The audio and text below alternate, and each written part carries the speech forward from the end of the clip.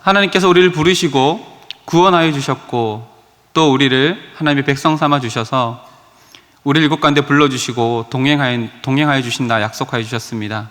그 약속하신 하나님께서 오늘 예배 가운데 우리를 말씀 앞에 세우셨습니다.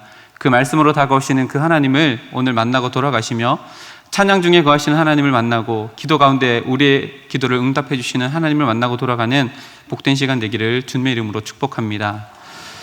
저는 새벽 기도를 마치고 집에 가면 반드시 하는 것이 있습니다. 옷을 벗기 전에 아이들이 자는 침대 방으로 들어가서 아이들의 볼에 뽀뽀도 하고 엉덩이를 토닥거리기도 하고 또 볼을 꼬집어 보고 엉덩이도 꼬집어 보기도 합니다. 그것을 자는 시간에 하는 이유가 있습니다. 깨어 있을 때는 뽀뽀를 하면 거부하기 때문입니다. 특별히 둘째는요, 제가 뽀뽀를 하면 입술을 갖다 대야 되는데 이마를 갖다 대고 박치기를 합니다. 그래서 자는 동안에 그렇게 사랑 표현을 합니다. 저는 그 시간이 참 행복하고 또 즐겁습니다. 하루는 어김없이 새벽 기도를 마치고 집으로 들어가서 아이들이 자는 방문을 열었습니다. 그런데 깜짝 놀랐습니다. 왜냐하면 저희 집 애들이 2명인데요 분명히 둘이서 침대 위에서 자고 있어야 하는데 하나밖에 없는 거예요. 깜짝 놀라서 얘가 자다가 밑으로 떨어졌나? 그래서 침대 옆을 찾아봐도 없습니다. 거실에도 당연히 없고요, 화장실에 있나 싶어서 화장실을 가보았는데 화장실에도 없습니다. 그리고 작은 방 하나가 있는데 그 방에 있나 싶어서 문을 빼꼼히 열어봤더니 책을 몇 권 쌓아놓고 책을 펼쳐놓고 우리 첫째 딸이 책을 보고 있었습니다. 현관문 옆에 있는 방이라 문 여는 소리가 분명히 들렸을 거고 제가 문을 스르륵 여는 소리도 들렸을 텐데 집중하는 나머지 제가 들어오는 것도 모르고 책을 읽고 있었습니다. 궁금하시죠? 어떤 책을 읽고 있었는지요?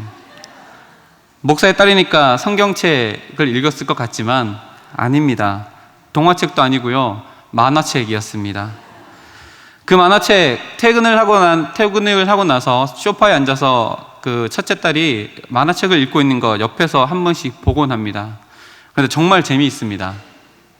물론 목사인 저에게 가장 재미있는 책은 성경책입니다. 감동도 있고 감격도 있고 또 스펙타클하고 버라이어티한 책이 바로 성경책입니다. 그럼에도 불구하고 그 만화책은 참 재밌었습니다. 그 만화책이 뭐냐면 바로 퀴즈 과학 상식이라고 하는 책입니다. 이 책을 제가 소개하고 판매하려는 건 아니고요, 아이들이 이 책을 좋아하는 이유가 뭘까 그 책을 보면서 생각해 본 적이 있습니다. 그 책이 재미있는 이유는 그 책의 구성 때문인 것 같습니다. 흥미로운 질문을 먼저 던집니다. 그리고 그 질문의 해답을 찾아가는데 그것을 만화로 엮어가며 이야기를 구성하여서 그 해답을 찾아갑니다. 그런데 질문을 던지는 것, 질문만으로도 흥미로운데 그것을 만화로, 이야기로 풀어가는 구성을 하고 있으니 그 책이 아이들에게 인기가 있는 듯 합니다. 그 책을 참 좋아하는 첫째 딸이 지난주에는 하루는 아침을 먹다가 저에게 질문을 합니다. 아빠, 왜 하루는 24시간이에요? 그리고 왜 1년은 12개월이에요? 순간 당황했습니다. 왜냐하면 정답을 모르거든요. 딸에게 멋진 아빠, 또 똑똑한 아빠로 보여주고 싶은데 그 모든 저의 기대감이 한순간에 무너졌습니다. 아빠도 잘 모르겠는데 이러고 말았습니다. 아이들이 자라나면서 부모에게 많은 질문을 던집니다. 그것은 참으로 바람직합니다. 저희 둘째도 질문이 많아진 지 오래되었습니다. 뭐가 그리 궁금한지 수도 없이 질문을 던지고 답을 요구합니다. 그러다가 이곳에 모인 우리 모든 분들이 겪었듯이 아이들이 철이 들고 조금씩 나이가 들어가고 머리가 굵어지면 질문의 수는 줄어듭니다. 질문의 수는 줄어들지만 그 질문의 깊이는 더 깊어집니다. 보다 근본적인 인생에 대한 질문을 우리 아이들이 철이 들고 또한 나이가 들게 되면 하게 되어집니다. 나는 왜 태어났는가? 나는 어디에서 왔다가 어디로 가는가? 나는 왜 살아야 하는가? 이런 질문들, 낙엽이 떨어지는 지금 이때쯤 아마 우리들의 자녀들이 더 많이, 더 깊이 고민하고 있을 것입니다. 이런 말이 있습니다. 인생은 답을 찾는 긴 여정이다. 모든 사람은 자신에게 스스로 던지는 질문들에 대한 대답을 나름의 방법으로 찾아가고 또 나름의 정답을 인생 가운데 가지고 그것을 자기의 가치관으로 품고 살아갑니다. 오늘 본문은 하나님께서 던지신 질문이 기록되어져 있습니다. 이 질문은 좁게는 아담에게, 넓게는 오늘을 살아가는 아담인 우리에게도 동일하게 던지는 질문이요, 모든 사람들이 스스로 자기에게 던져야 하며 또한 그것에 대한 해답을 찾아야 하는 질문입니다. 오늘 본문 한 절 말씀인데요, 우리 다 같이 한 번 더 읽었으면 좋겠습니다. 창세기 3장 9절 말씀입니다. 시작. 여호와 하나님이 아담을 부르시며 그에게 이르시되 내가 어디 있느냐. 내가 어디 있느냐라고 하는 질문입니다. 내가 어디 있느냐라고 하는 질문이 하나의 질문처럼 들리지만 가만히 생각해 보면 이것은 두 가지의 질문을 포함하고 있습니다. 먼저는 내가 어디 있느냐, 내가라고 하는 존재를 묻는 질문입니다. 또 하나 포함하고 있는 질문은 내가 어디에 있느냐, 내가 서 있는 자리, 그 장소를 묻는 질문입니다. 이 질문에 모든 인간은 답해야 합니다. 우리는 어떤 존재로 어느 곳에 세워져 있으십니까? 라는 질문입니다. 하나님께서 아담에게 질문하셨습니다. 내가 어디 있느냐? 내가 어떤 존재가 되었느냐? 내가 그 존재로 지금 어디에 서 있느냐라고 하는 질문입니다. 그런데요, 이 본문의 배경을 우리가 너무나도 잘 알듯이 이 질문을 가만히 생각해 보면 이미 이 질문 안에 하나님이 원하시는 답이 다 기록되어져 있음을 우리는 보게 됩니다. 내가 어디 있느냐, 우리의 존재에 대한 질문이 이미 이 질문 속에 답이 들어져 있습니다. 아담은 반드시 죽어야만 하는 일을 행하고 지금 하나님 앞에 서 있습니다. 하지만 아담은 살아 있습니다. 이것이 무엇을 말할까요? 이미 이 질문을 받고 있는 그 상황 속에서 아담은 하나님의 긍휼과 자비하심을 이미 받고 있는 존재라는 것을 이 질문이 포함하고 있는 것입니다. 물론 영적으로 하나님과의 단절이라는 죽음을 맛보고 있고 경험하고 있지만 육신의 생명을 하나님께서 남겨놓으심으로 영적인 단절을 회복할 수 있는 그 긍휼을 이미 그 질문을 받는 그 자리에서 받고 있는 존재다라고 하는 것이 하나님의 질문 안에 포함되어져 있습니다. 더불어 아담이 그 질문을 받았던 그 자리를 가만히 한번 생각해 보시기 바랍니다. 하나님과 영적으로 단절된 타락한 아담과 하나님이 함께 대화하는 자리입니다. 다시 말하면 하나님께서 영적으로 단절되어 버리고 타락한 그 아담을 품으시고 아담과 함께하는 그 자리가 바로 이 질문을 받는 자리입니다. 내가 어디 있느냐라고 하는 질문에 이미 하나님께서 요구하시고 원하시는 해답이 다 들어 있습니다. 그것은 바로 나는 이미 용서받은 존재이며 하나님의 사랑받은 존재라고 하는 해답이며, 둘째는 하나님이 그럼에도 불구하고 영적으로 타락하고 하나님과 단절되어 있는 존재이지만 나와 함께하고 계시다라고 하는 것이 이 질문 안에 이미 포함되어져 있다는 말입니다. 그럼에도 불구하고 아담은 내가 어디 있느냐라고 하는 하나님의 질문에 담겨진 그 정답을 발견하지 못하고 오늘 밑에 구절처럼 10절 말씀에 이렇게 하나님께 대답합니다. 10절 말씀입니다. 우리 다 같이 읽겠습니다. 창세기 3장 10절입니다. 시작. 이르되 내가 동산에서 하나님의 소리를 듣고 내가 벗었으므로 두려워하여 숨었나이다. 아멘. 아담은 이미 답이 포함되어져 있는 그 질문 안에 답은 발견하지 못하고 하나님의 소리를 듣고 벗었으므로 하나님을 두려워하고 숨게 되어집니다.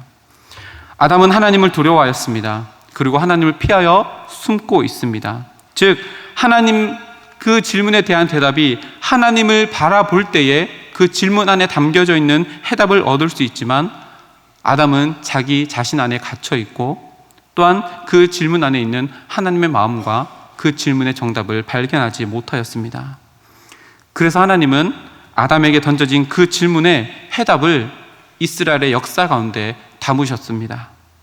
먼저 창세기 5장 1절에서 2절 말씀에 보면 한번 펼쳐봤으면 좋겠습니다. 창세기 5장 1절에서 2절 말씀에 보면 하나님께서 내가 어디 있느냐라고 하는 질문에 정확하게 대답하지 못한 아담에게 하나님께서 그의 족보를 통해 네가 어떤 존재이며 네가 어디에 있는지를 가르쳐 주십니다. 5장 1절 2절 말씀입니다. 이것은 아담의 계보를 적은 책이니라. 하나님이 사람을 창조하실 때에 하나님의 모양대로 지으시되 남자와 여자를 창조하셨고 그들이 창조되던 날에 하나님이 그들에게 복을 주시고 그들의 이름을 사람이라 일컬으셨더라 라고 기록하며 아담이 어떤 존재인지를 분명히 가르쳐 주십니다. 아담은 하나님의 형상대로 지음받은 존재입니다. 아담은 하나님께서 복을 주심으로 말미암아 시작되어진 인생이라고 하나님께서 네가 어디에 있느냐라고 하는 질문의 해답을 아담에게 가르쳐 주십니다. 내가 너의 시작이란다 라고 하나님은 아담에게 말씀하시며 네가 어디 있느냐라고 하는 질문의 해답을 가르쳐 주십니다. 우리 모두 다 동일한 해답을 우리 마음 가운데 품기를 소망합니다. 우리는 하나님의 형상을 담은 하나님의 축복으로 채워진 존재임을 믿음으로 고백할 수 있는 우리 모두가 되기를 소망합니다. 하나님은 또한 거기에서 그치지 않습니다. 창세기 12장에 아브라함을 택하시고 그를 부르심을 통해서 첫 번째 인류에게 던져주신 그 질문의 해답을 스스로 답하십니다.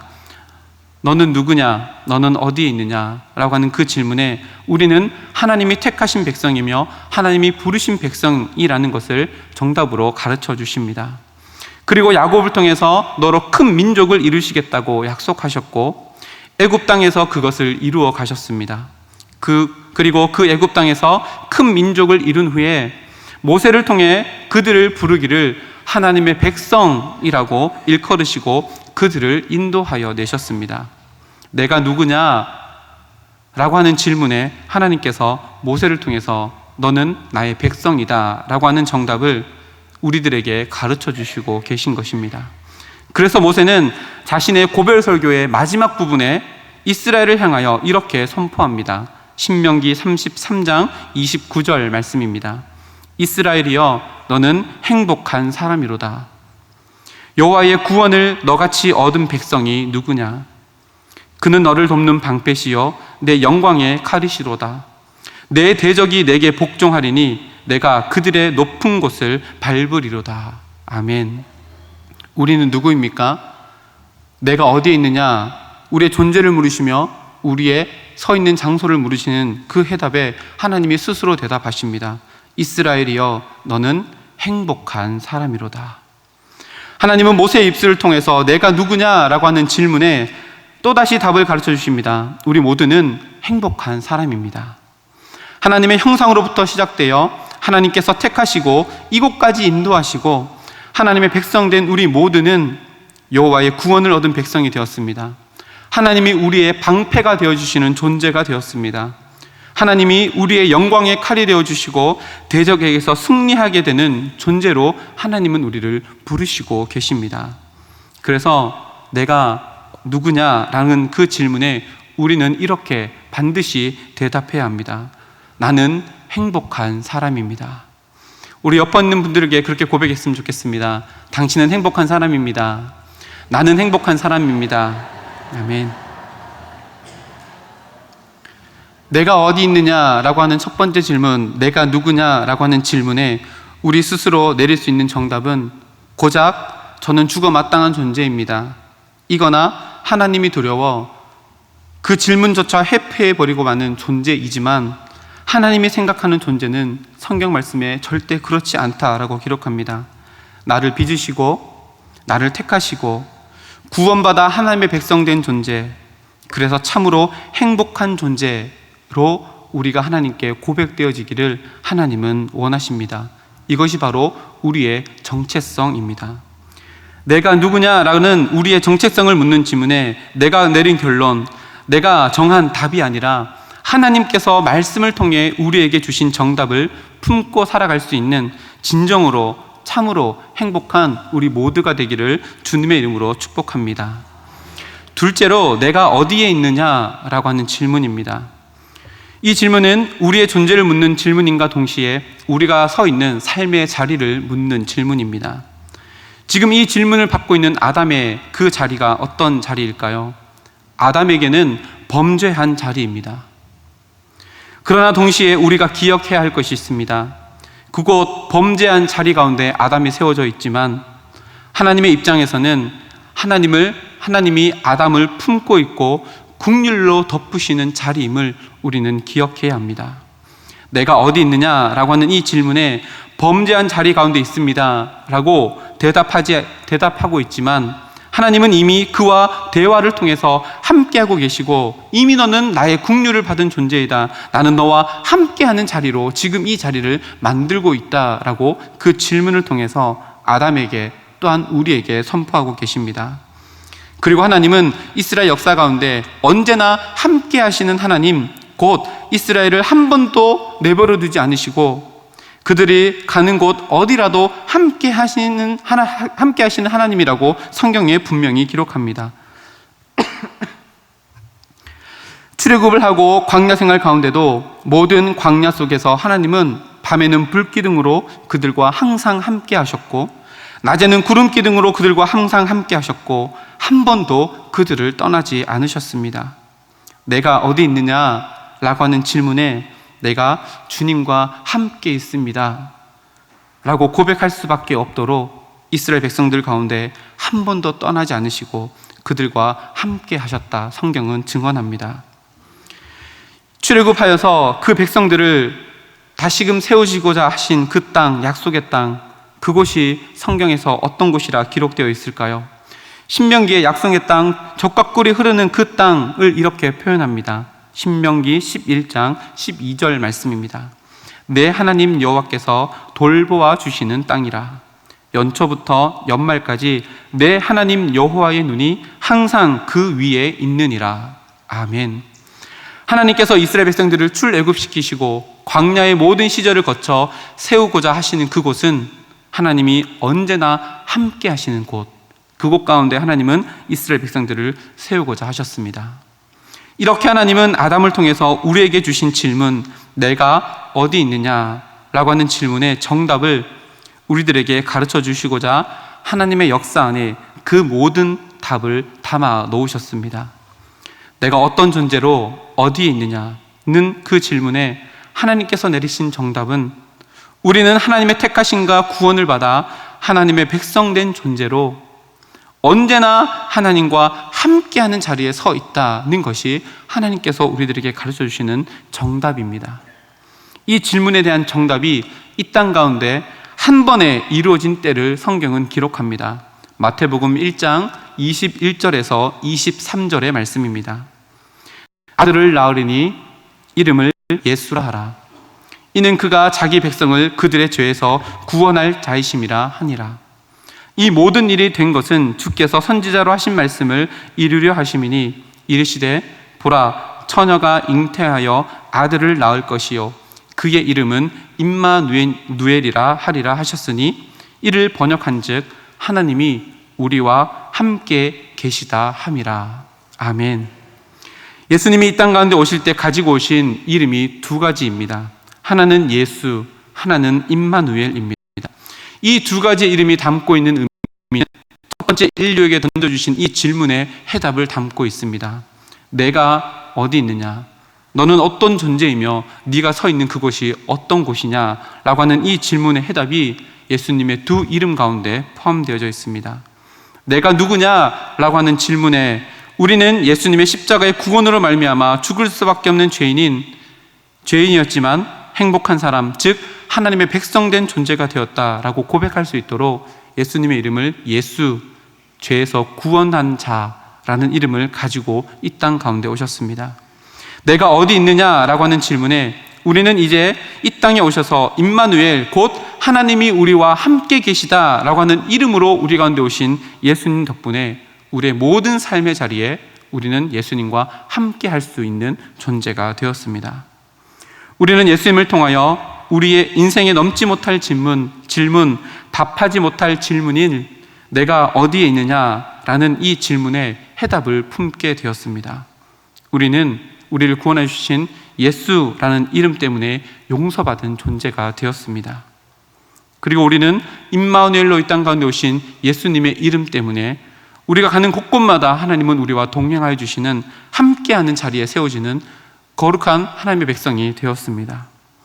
하나님은 그런 우리들의 삶에 이제는 질문을 바꾸기를 원하십니다. 더 이상 나를 향해 너는 어디 있느냐라고 하는 그 질문을 넘어서서 이제 하나님의 사랑을 받고 하나님과 언제나 함께하는 자로 세상 가운데, 우리의 삶 가운데 이렇게 질문을 던지며 선포하며 살아가기를 원하십니다. 우리 다 함께 찾았으면 좋겠습니다. 고린도전서 15장 55절 말씀입니다. 하나님께서 우리들에게 바꾸어 주신 질문입니다. 고린도전서 15장 55절 말씀입니다.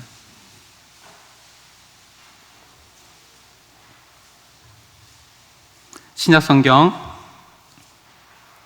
284면에 있습니다. 고린도전서 15장 55절 말씀입니다.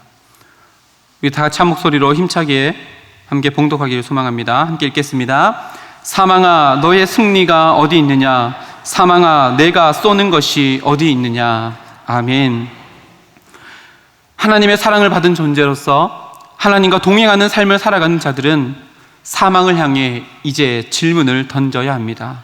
사망아 너의 승리가 어디 있느냐? 사망아 내가 쏘는 것이 어디 있느냐? 여기서 사망이라고 하는 것은 죄의 삭수로 우리에게 주어진 결과임과 동시에 우리를 사망으로 이끌고 가는 사단의 유혹 그리고 시험들을 의미합니다.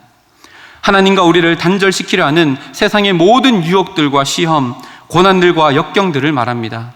나를 실족케 하여 넘어지게 하는 상황, 나를 좌절하고 낙심하게 하는 모든 상황, 그 모든 것들이 사망이라고 오늘 본문은 기록합니다. 우리는 그것들 때문에 좌절하고 낙심하고 넘어져 있을 수 없는 존재입니다. 왜냐하면 우리는 하나님의 사랑과 긍휼을 받은 존재이기 때문입니다. 왜냐하면 우리는 사망 권세를 이기신 부활의 주님과 언제나 동행하는 자로 우리의 삶을 바꿔놓으신 하나님의 능력을 덧입는 자이기 때문입니다. 나를 힘들게 하고 나를 넘어지게 하고 나를 무기력하게 하고 나를 지치게 하며 나를 헌신하지 못하게 하며 나를 자원하지 못하게 하고 하나님의 영광을 가리게 하는 그 모든 것들을 향해 우리는 이제 질문을 던져야 합니다.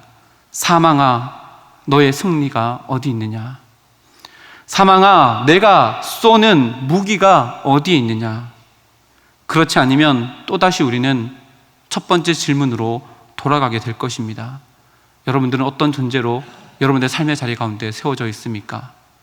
우리가 하나님의 세워진 삶의 자리에서 하나님의 용서를 덧입고 하나님의 긍휼을 덧입는 자라면 더 이상 너는 어디 있느냐라는 질문 가운데 넘어지고 쓰러질 것이 아니라 이미 사랑받은 존재로 하나님과 더 가까워지기 위해 헌신하며 자원하며 하나님의 영광을 위해서 살아가며 나를 넘어뜨리게 하는 모든 것들을 향해 우리는 선포해야 합니다. 사망아 너의 승리가 어디 있느냐?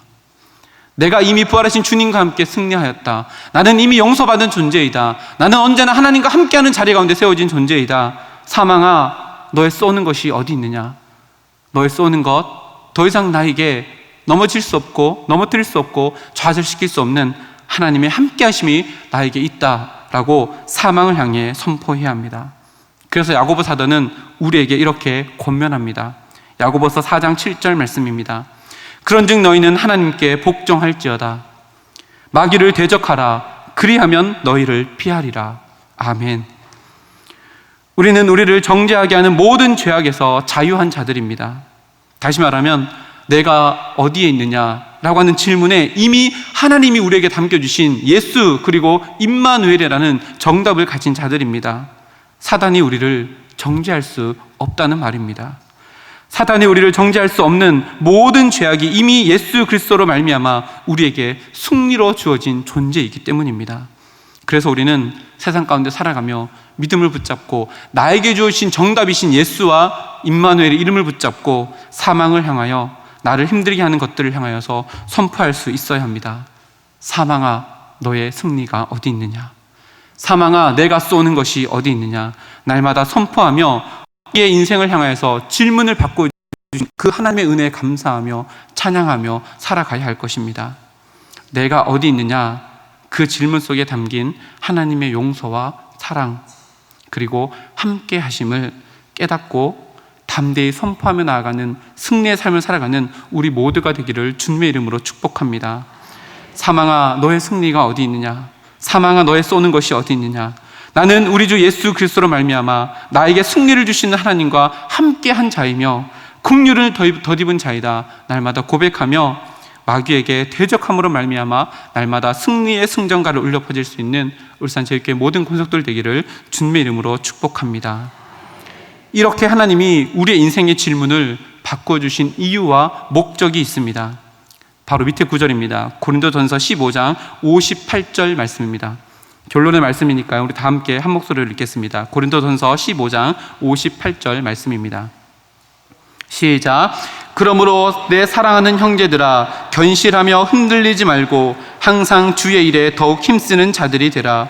이는 너희 수고가 주 안에서 헛되지 않은 줄 알미라. 아멘. 본문에 두 가지를 기록합니다. 하나님이 우리의 인생 가운데 질문을 바꾸어 주셨습니다.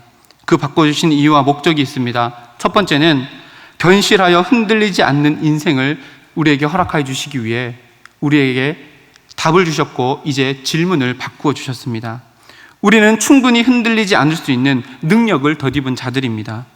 나의 존재됨이 하나님의 능력과 하나님의 긍휼 위에 세워졌기 때문입니다. 그 주님이 우리의 반석되어 주시니 비바람에 와도 견실하게 흔들리지 않는 행복한 삶을 살아갈 수 있는 존재가 되었습니다. 이것을 믿고 그렇게 살아갈 수 있는 우리 모두의 삶의 결단과 또한 삶의 열매가 있는 우리 모두가 되기를 소망합니다. 두 번째로 말씀합니다. 항상 주의 일에 힘쓰는 자들이 되라. 우리를 우리 되게 하시고 우리를 행복한 존재로 하나님과 동행하는 존재로 세우신 이유는 우리로 하여금 하나님의 놀라운 역사를 만들어 가시기 위함입니다. 하나님의 신성한 성품에 참여된 자로 살아가며 육체의 남은 때를 하나님의 뜻을 이루는 삶을 살아가기를 원하십니다. 이미 우리 안에 시작하신 하나님의 그 착한 일을 더욱더 풍성하게 이루기 위해 우리의 삶의 질문을 바꾸어 주셨습니다.